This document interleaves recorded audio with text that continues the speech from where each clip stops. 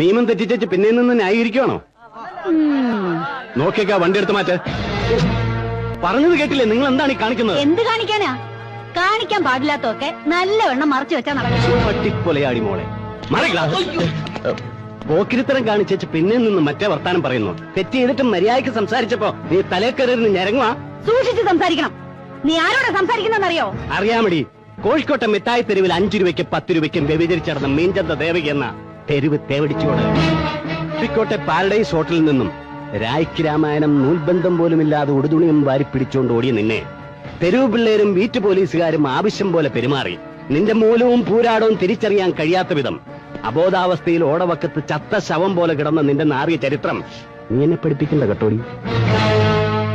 Political പ്രൊട്ടക്ടർമാരുടെയും മുതലാളിമാരുടെയും വില കൂടിയ ഉത്തേജക മരുന്നാണെന്നുള്ള ബലത്തിൽ നീ എന്റെ നേരെ നാവ് ഉയർത്തിയാൽ പൊലയാടി മാളെ അടിച്ച് നിന്റെ കാരണം ഞാൻ പൊട്ടി.